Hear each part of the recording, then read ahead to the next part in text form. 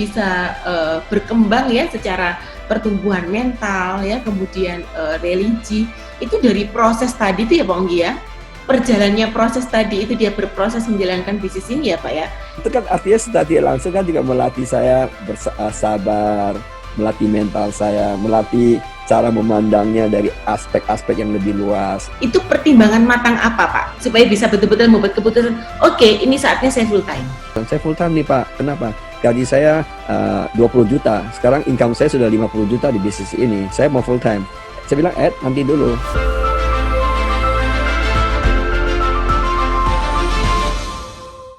Halo Pak Onggi, apa kabar? Good news. Apa kabar Yuyun? Ibu Yuyun lagi di mana nih? Saya lagi di Malang, Pak Onggi lagi di mana? Lagi kena lockdown di Jakarta. Oke Pak Onggi, saya rasanya happy banget loh ketemu Pak Onggi karena lama sekali. Dulu setahun kan bisa 2-3 kali bisa ketemu ya. Sekarang lewat virtual. Terakhir ini kan saya ketemu Pak Onggi kan setiap hari Selasa Pak. Oke. Ya. Pak Onggi. Nah Pak Onggi ini kan bisnisnya bener-bener bisnis yang global, udah 5 benua nih Pak Onggi. Ya, 5 benua bangun bisnis jaringan ya. Yang saya tahu banget ini bisnisnya itu tambah luar biasa ya, tambah merajalela di 5 benua dan tambah besar. Nah, Pak Onggi, dengan kondisi COVID sekarang ini gitu, ada pengaruh nggak Pak? Karena kalau saya lihat Pak Onggi ini tetap nyantai, happy gitu ya. Dan saya lihat tambah sehat, tambah luar biasa nih Pak. Tapi ini mencerminkan juga income-nya juga ibaratnya itu tetap tetap luar biasa nih Pak Onggi. Amin. Ya, gimana Ya Pak kita, Onggi? ya saya benar-benar bersyukur gitu ya. Bersyukur bukan berarti mensyukuri keadaan COVID-19 ini, enggak juga. Poin saya bersyukurnya adalah memilih satu industri network marketing, suatu keputusan yang besar, yang tepat sekali tahun 92. Dan melalui berbagai proses ya, kita lihat dari 98, 2008 ada krisis, dan sekarang juga mengalami krisis. Kata sebagian pakar ini adalah krisis yang terburuk katanya, karena ini melanda dunia merata gitu ya. Tapi good newsnya saya melihat bisnis yang kita kembangkan saat ini jaringan, karena kita sifatnya tidak mesti harus ketemu fisik juga masih bisa. Ya, thanks God lah. Bisnis masih mengalir, income tetap mengalir. Bahkan sebagian teman-teman kita di sini bahkan income-nya naik gitu ya. Ya, bersyukurlah untuk itu. Iya, kan banyak sekali bisnis yang terpengaruh luar biasa karena mereka kan melakukannya secara konvensional, Pak, bisnis konvensional. Kalau di Pak Onggi sendiri gimana nih?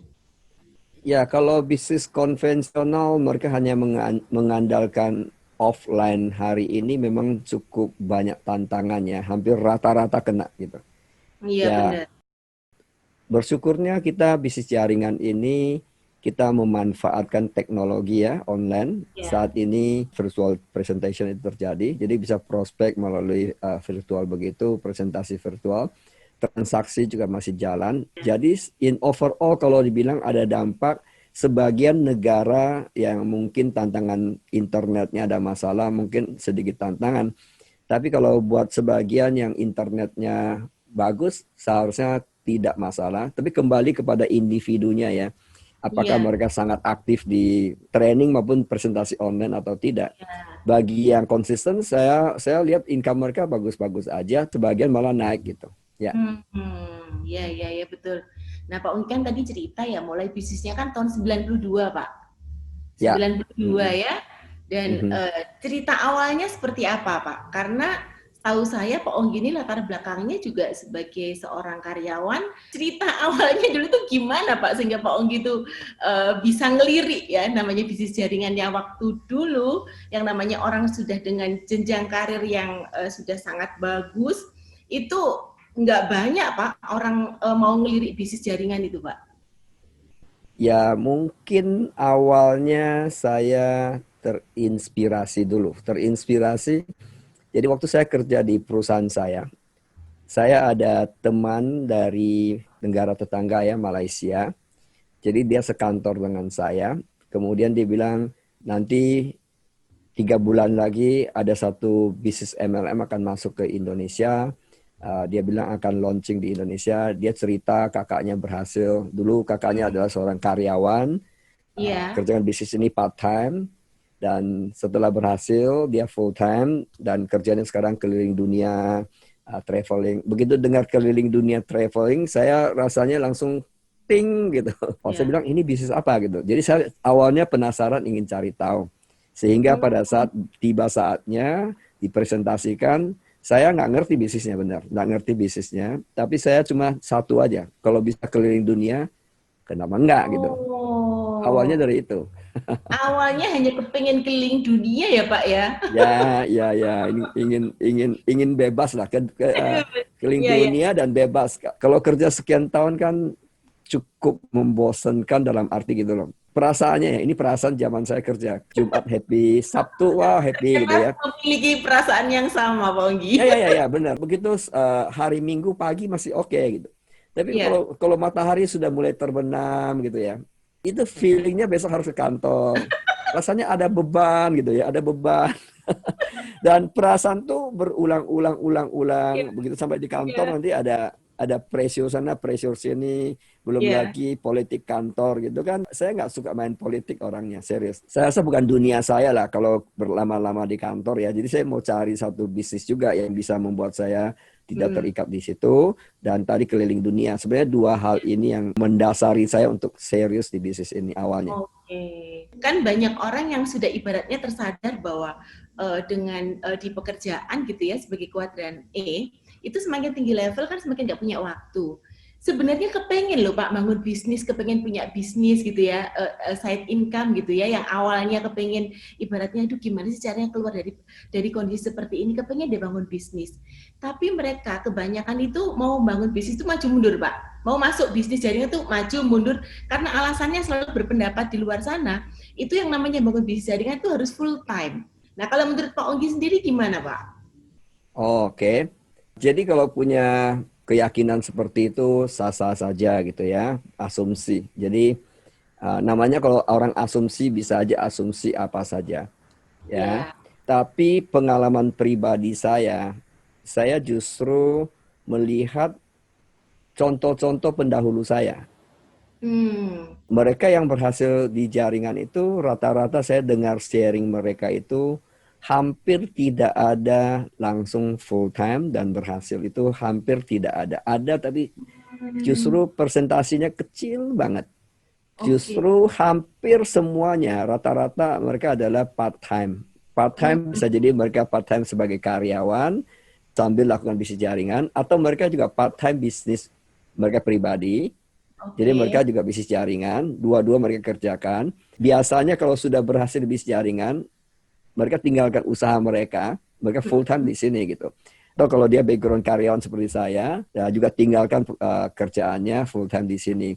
Karena kan di bisnis ini kalau kita mapan ya, jaringannya mapan, itu kan passive income mengalir tiap minggu, tiap minggu, tiap minggu, tiap minggu dengan peaceful mind gitu ya datang terus tentu kita ingin melakukan hal yang lebih besar.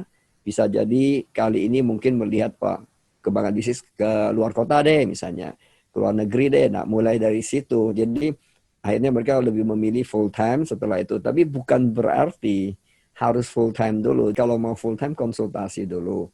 Karena kalau langsung full time juga tidak menjamin berhasil karena gitu. Oke.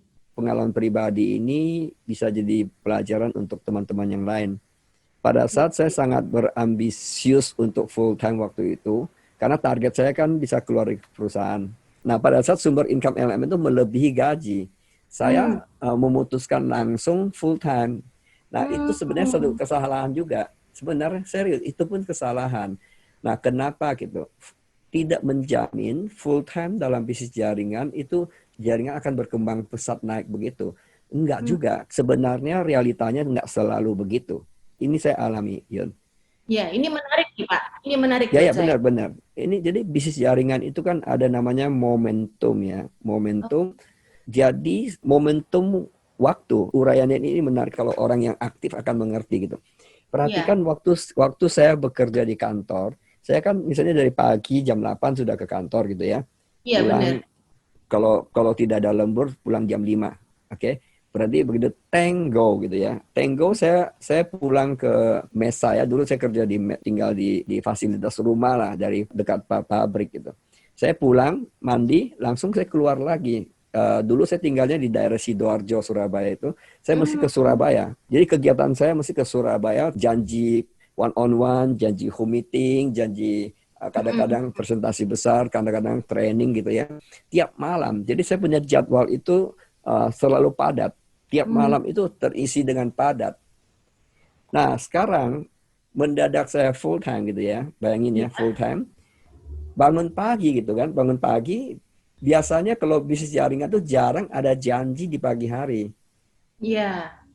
Karena Ya, masih banyak karena kerja aktivitas ya Pak ya. benar, rata-rata prospek kita kan adalah orang-orang kantoran juga gitu.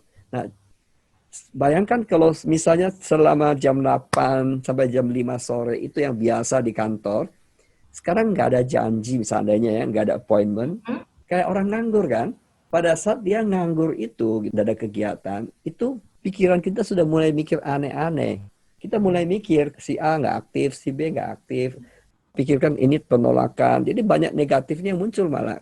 Hmm. Itu akan menurunkan momentum semangat orang itu, mengganggu performance dia dalam bisnis ini. Kesimpulannya bukan full time atau part time. Kesimpulannya adalah full heart di sini. Full heart dalam arti walaupun part time, tapi kita full heart melakukan bisnis ini. Kita Mm-mm. pasti isi jadwal kita dengan penuh. Nah, pada saat jadwal kita penuh itu, momentum kita itu, energi kita itu bagus. Jadi Oh, gitu. pada saat momentumnya itu bertahan bagus, semangat kita itu terjaga.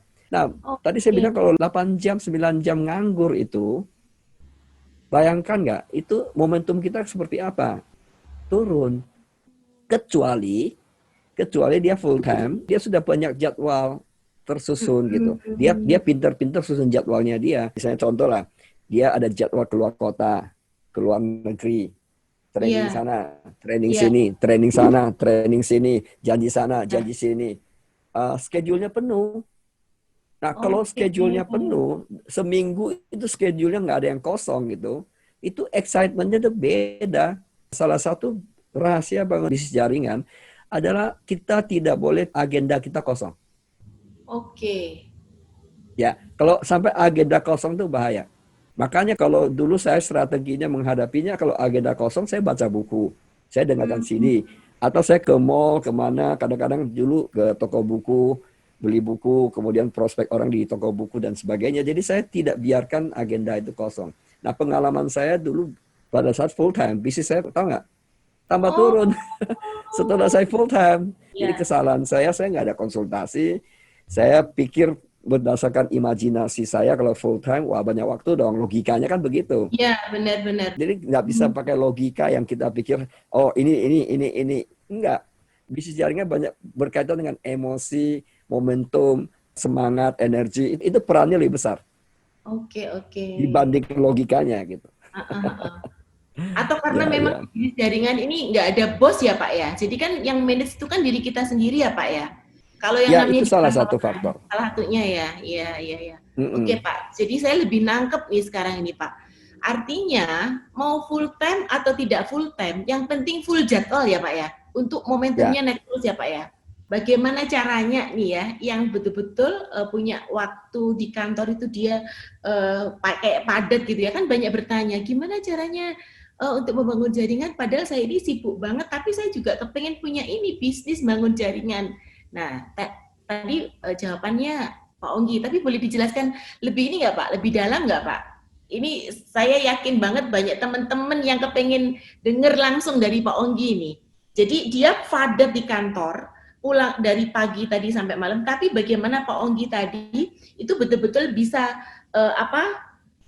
apa ya tenaga waktunya hatinya betul-betul kayak nggak ada capek-capeknya gitu loh Pak. Akhirnya pulang kantor itu waktu saya, terus saya itu bangun. Nah itu gimana Pak mensiasati supaya ini terus terjaga melakukannya? Kan banyak orang bilang gini, lama-lama capek juga ya. Kok kayaknya nih waktunya malah nggak ada istirahat buat saya. Nah kata-kata kayak gini loh Pak. Maksudnya mindset kayak gini untuk mensiasatinya itu gimana Pak? Kembali kepada individunya gitu ya. Dalam hal ini nggak ada benar, nggak ada yang salah gitu. Tergantung apa yang kita milih. Nah, tadi kan kalau saya kan saya awalnya saya bilang bahwa saya mau keliling dunia, saya mau full time di bisnis ini, income saya melebihi, saya sudah mau full time dan bebas dari kantor gitu ya. Iya. Dan itu kan berarti saya punya goal kan, saya punya goal, Betul. saya punya dream. Dream saya adalah keliling dunia, goal pendek saya ada keluar dari kantor. Nah, kalau saya yakin dengan dream saya, perjalanan menuju ke dream saya itu kan ada pengorbanan itu. Jadi Ya, pengorbanannya ya, Pak, apa ya. gitu. Jadi pulang kantor, saya ekstra kerja lagi kan. Nah, Iya. kalau seandainya saya nggak punya dream keliling dunia ini tadi, nggak punya goal untuk berhenti di kantor, ya buat apa saya mesti harus pulang dari kantor ini ekstra Mm-mm. jam kerja lagi ngapain? Mending Mm-mm. saya istirahat, main olahraga lah, pergi nonton lah, kumpul sama keluarga lah, atau ya sekedar basa-basi di kafe gitu ya. Itu salah nggak? Nggak salah juga, itu pilihan kan. Nah, tapi kalau saya sudah memilih untuk dream saya tahu bahwa nggak ada gratis itu, nggak ada makan siang gratis. Betul. Tentu Ada harga yang harus dibayar ya Pak Onggi ya. ada harga yang harus dibayar dan saya ngerti itu Hmm. bahwa harus bayar harganya. Jadi saya semakin saya kerjakan, tahu nggak? Saya semakin semangat dan Hmm. bukan ada rasa semakin capek, semakin semangat iya gitu. Karena semakin lihat wah semakin dekat, semakin dekat, semakin dekat, semakin dekat, semakin dekat. Yang saya lihatnya adalah gambaran dekat terjadinya. Saya tidak melihat lagi prosesnya. Awalnya iya, awalnya kenapa ya? Ini sharing aja, Yun. Jadi gitu. Iya, iya. Dulu awal-awal saya di bangun bisnis ini, saya kan kerja di perusahaan itu, jadi saya sempat kumpulkan uang sedikit, sudah bisa beli mobil nih ceritanya. Tapi Mm-mm. mobilnya mobil culun ini yang zaman dulu kan ada pickup gitu ya, belakangnya Hah? diikat tali-tali gaya gitu kan. Waktu itu kan masih masih masih saya masih muda kan, ya waktu itu saya Carry masih tiga muda Pak. kan, ya Carry sampai tiga. sekarang. Ya ya waktu carry pickup carry yang belakang ikat-ikat tali-tali gitu loh, yang variasi gitu. Ingat nggak? Yang Iya, iya, iya. Iya, ya iya. waktu itu mampu belinya itu ya beli itu gitu. Dari nggak ada beli itu ya waktu itu sudah wah bergaya nih punya mobil gitu ya. Jadi waktu saya keluar presentasi bawa mobil pickup itu, tengah malam saya pulang gitu. Itu tahun 92, 93. Kalau sudah di atas jam 11, jam 12 itu kan sudah sunyi senyap tuh kota Surabaya. Ya, saya di tengah jalan gitu ya di Pemuda situ misalnya, itu daerah situ sudah sepi gitu. Menuju ke daerah Darmo. Darmo kan jalan agak panjang gitu. Itu Iya. sepi gitu. Jam 12.30 itu kan saya baru kadang baru pulang, kadang jam 1 loh baru pulang pagi menuju ke Sidoarjo gitu ya. Saya sampai bawa mobil itu, saya kadang-kadang bisa bilang gitu, Onggi, kamu sedang cari apa sih? Oh. Hampir seluruh kota Surabaya sudah tidur. Hmm. Kok kamu masih mau tengah jalan sendiri di bawa Hmm. mobil tengah malam ini, uh, barusan kamu ditolak orang, diketawain orang, kamu Mm-mm. cari apa sih? Kadang-kadang itu mau nangis juga waktu itu. Hmm. Feelingnya, feelingnya kok cari apa sih gitu ya? Kok orang Hmm. sudah istirahat, kota Surabaya sudah tidur, kamu masih di tengah kota, masih di tengah jalan gitu. Hmm. Hmm. Besok pagi-pagi kamu harus bangun lagi ke kantor lagi gitu kan. Kamu cari Hmm. apa gitu. Sempat self talk yang semacam itu muncul Yun. Tapi untungnya saya diingatkan juga dengan kaset. Waktu itu kan zaman itu masih kaset di mobil saya. Kalau mulai pikiran itu muncul, saya tidak mau ladenin. Kalau ladenin kan dia akan jalannya terus kemana-mana, bawa saya kemana-mana kan pikiran itu. Saya akan bayangkan, oh si A sudah tidur, si B sudah tidur, si A lagi ngapain, besok ngapain, dan saya sementara kayak orang gila tengah malam masih tengah jalan, sudah sepi, ya, Hmm. kota Surabaya sudah tidur, kamu masih tengah jalan sendirian di situ, ngapain lo gitu Ya. kan. Nah, karena saya langsung aja nyalakan kasetnya, sudah dengar kaset semangat, waduh, yes, yes, I can do it, yes, this is temporary, yes, this is Nah, temporary gitu. Jadi sendirian itu Pak. mesti, Sendirian nah, itu. Sendirian. sendirian memang memang ada siapa di samping juga nggak, waktu itu nggak ada pacar, nggak ada siapa-siapa, mungkin gitu siapa mau waktu itu kan. Ya nggak ada siapa-siapa. Sepi sendirian, ya, ngomong sendiri, jawab sendiri, Yun. Jadi Hmm, ngomong sendiri, jawab sendiri. Ya untuk menghibur diri, ya untungnya saya hanya banyak baca buku dan sebagainya. Itu terus hmm, membentuk saya bertahan di situ. Ya, oke. tapi mengingat itu, tanpa proses itu hari ini ya mungkin saya nggak bisa enjoy Hmm. kondisi hari ini gitu. Nah, Pak Onggi, tanya lagi ya, boleh ya? Bayar ya, berikutnya satu pertanyaan. Makin menarik buat saya untuk gali dengan Pak Onggi. Oke. Nah, tadi itu kan tantangan dari sendiri muncul laptop nih Pak. Saya, tengah malam kan Pak Onggi nyetir. Saya nyari apa ya sebenarnya malam-malam begini saya masih ada di jalan. Nah, artinya kan itu muncul dari diri sendiri Pak ya. Nah, Mhm. bisnis jaringan ini kan juga tantangannya juga dari luar Pak. Omongan di luar, keluarga ya. Nah, Pak Onggi ngalamin juga nggak kayak gitu Pak? Karena kan banyak juga yang nggak tahan Pak, yang diledek, yang dihina, di apa segala Ya, macam yang dari luar gitu ya. Nah, kalau Pak Unggi sendiri gimana? gitu Yun. Dulu saya waktu uh, saya kan part time. Jadi sebelum saya join bisnis ini, saya ada satu grup teman main tenis. Karena di perumahan fasilitas dari perusahaan itu kan saya lumayan lah, posisi saya lumayan. Fasilitas rumahnya jemput dengan mobil mewah gitu pagi-pagi, ada supir dan ada perumahannya juga cukup bagus ya. Ya. Ada lapangan tenisnya, ada kolam renang dan macam. Jadi Hmm. karena ada lapangan tenis, jadi saya boleh pakai. Jadi saya ngajak teman-teman saya, teman-teman di luar kantor, juga ada teman Hmm. kantor. Kita seminggu itu bisa 3 kali main tenis. Itu sudah rutin. Rutin, Hmm. ya paling jelek seminggu 2 kali kita main gitu ya. Lama-lama kan sudah menjadi satu grup yang rutin kumpul gitu kan main. Habis main tenis, keluar makan, pulang tidur kayak gitu gitulah. Jadi pada saat saya di bisnis ini, saya nggak ikut main tenis lagi kan. Nah, tapi Hmm. teman-teman masih datang ke kompleks rumah saya itu, mereka ganti baju di situ, mereka ya karena rumah itu boleh dipakai untuk gitulah kan, mandi lah, kadang-kadang ganti baju di situ, dan sudah biasa akhirnya mereka datang, dada saya pun mereka di situ gitu ya. Jadi pada saat saya lebih sering janji orang di malam hari setelah kantor itu, teman-teman saya datang gitu. Saya keluar, mereka Hmm. main, mereka teruskan main gitu karena ada teman-teman saya yang kantor juga tetap tetap di situ gitu, artinya ada juga orang perusahaan di situ, jadi mereka main, saya keluar. Jadi kalau saya bawa tas, zaman dulu kan kalau presentasi saya masih bawa tas kotak gitu ya, yang presiden lah, Presiden. colak lah, ingat nggak zaman dulu. Saya nggak inget Uh, Pak, saya belum oh zaman ya, itu. oke, saya belum lahir ya. Nah, zaman itu kan bawa koper kotak gitu, gitu, presentasi gitu. Jadi keluar gitu. Teman-teman selalu ketawain, Hmm. ya ledekin lah. Ini bos bos besar mau lewat nih. Ini calon calon miliarder mau lewat ini. Hmm. Ya, ya ketawa ya, mereka ya namanya teman bully lah, bullying saya gitu. Itu sering, hampir setiap kali saya keluar. Uh, Padahal Ketemu. mungkin tahu mobil saya kan masih mobil mobil jelek gitu ya. Wah, BMW nih ya. Nangkap nggak? Uh, ya kayak gitu, bully. Hmm. Yang agak agak sedikit ini memang manusia itu gitu. Saya ngobrol gitu, sebenarnya itu saya rasa banyak orang mengalami bully dalam arti tidak mesti harus orang yang bully kita orang jahat, enggak. Iya. Karena kadang-kadang teman-teman sesama teman tuh rasanya kalau bisa bully itu enak gitu kan, asik gitu kan. Hmm. Jadi Lega, lega. Hmm.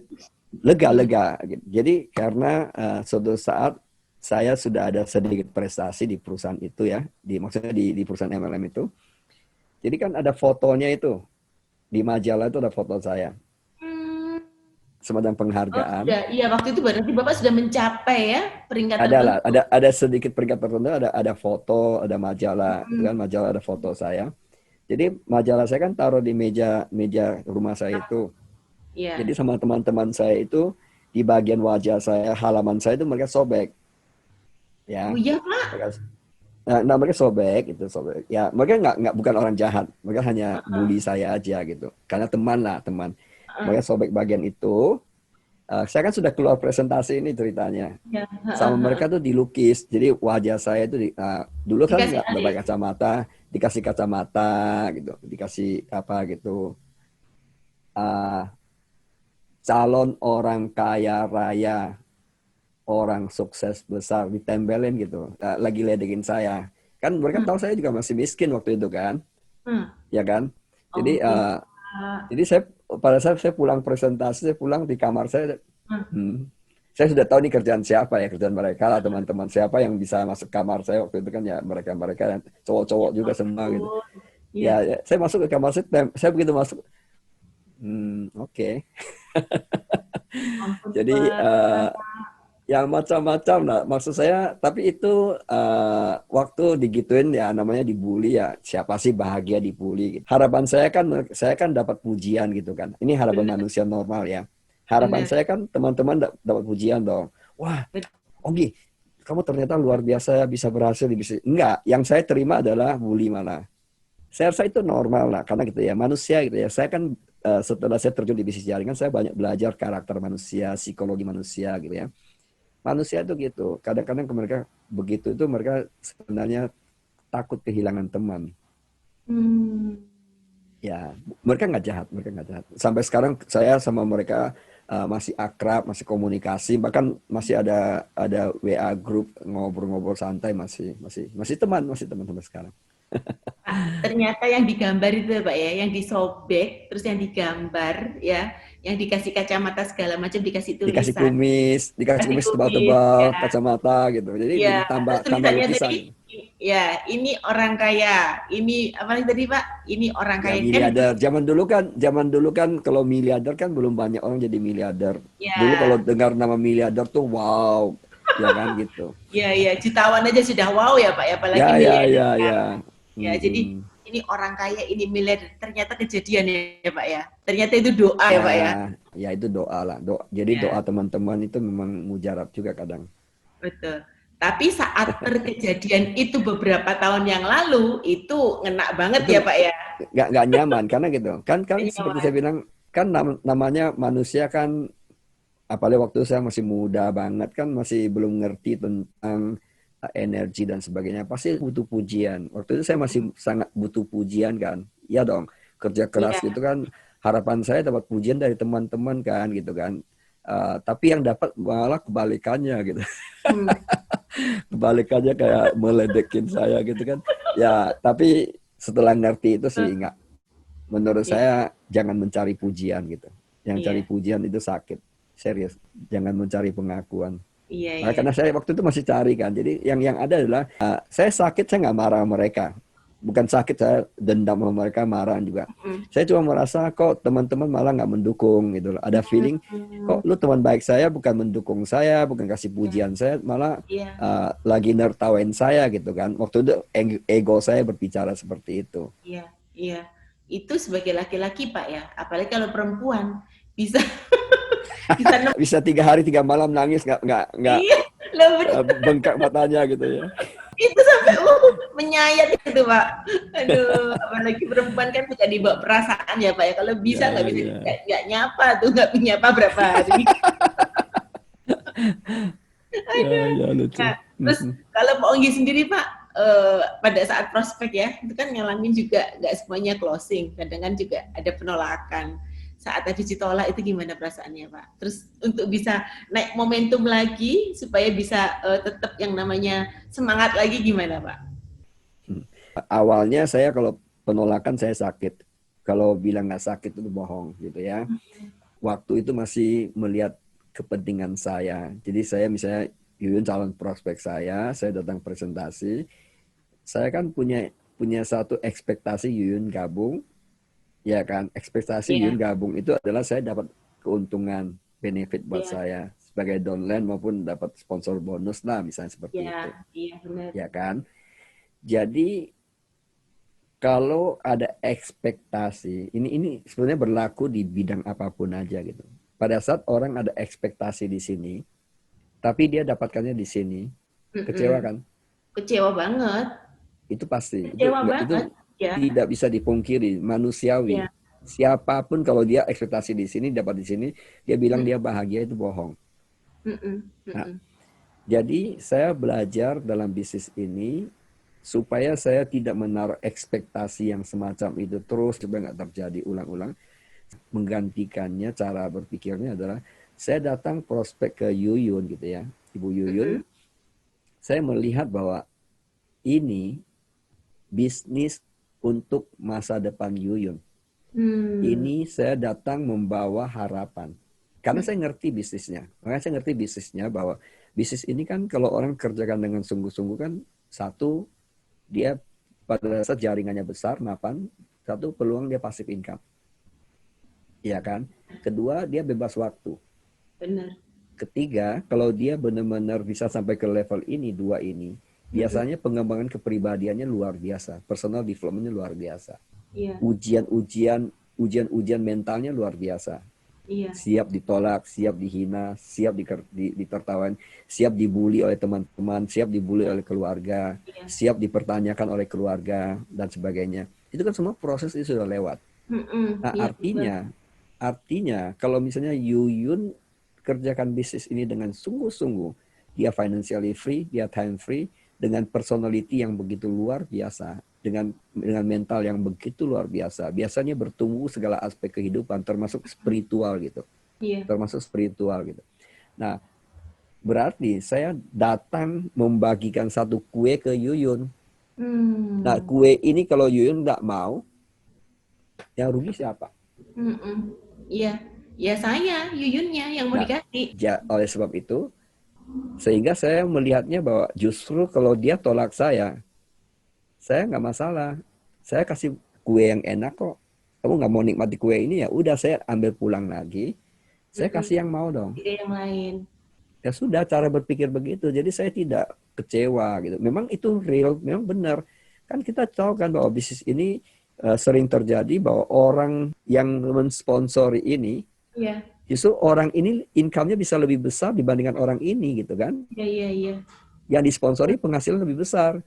Nah, ini membuktikan bahwa sebenarnya prinsip ini benar. Iya, iya, Oh, iya. saya datang bagi kue ke lu nggak mau Iya, ya udah gua bawa pulang kasih orang lain. Orang Jakarta kan bilang lulu gua gitu kan. Ya iya, udah, iya. lu nggak mau ya gua kasih orang lain gitu. Iya. Sampai nggak gelem ya bawa pulang. Aku boleh. Nah, menarik sekali Pak Onggi. Artinya tadi ya orang itu bisa berkembang ya secara pertumbuhan mental ya, kemudian religi itu dari proses tadi itu ya Pak Onggi ya. Perjalannya proses tadi itu dia berproses menjalankan bisnis ini ya Pak ya. Karena mengalami penolakan ya tadi kalau Pak Onggi cerita tadi ya Pak ya, yang semula berpikir ekspektasi tinggi, akhirnya berpikir bagaimana membagi kue ini ke orang lain, itu kan sebenarnya adalah pertumbuhan, Pak. Pertumbuhan dari diri kita kan, Pak. Betul Ya ya, Pak? sangat. Saya kasih contoh lah tadi yang saya bilang misalnya foto saya dicoret-coret, Ya, sini tempel di dinding. itu Nah, kan kena banget, Pak. proses saya menerima itu gitu sampai di level saya proses nggak sakit hati, nggak Mm, marah. Itu kan mm. sudah proses spiritual sebenarnya. Betul, betul Dalam hal saya nggak bilang agama, ini ya, kan spiritual, spiritual betul. ya kan? Nah, kalau misalnya saya marah-marah gitu ya, saya tersinggung, kemudian kita jadi musuh, ya kan? Hanya Iya, gara-gara melukai saya gitu.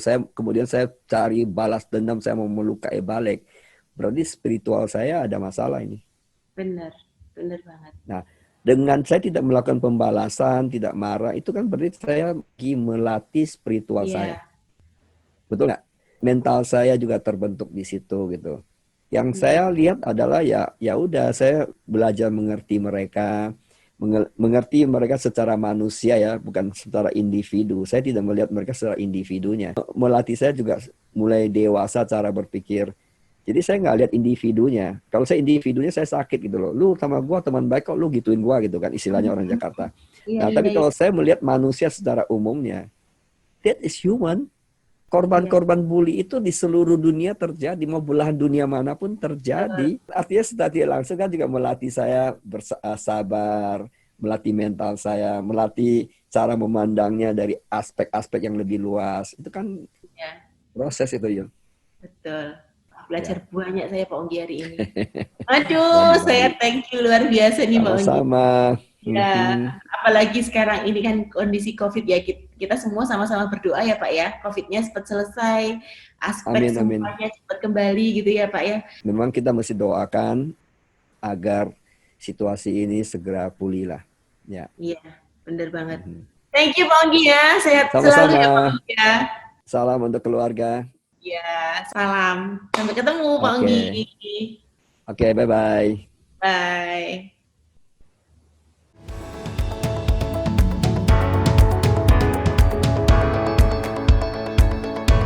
Pengalaman Bapak, apa faktor penghambat utama seseorang untuk sukses gitu loh?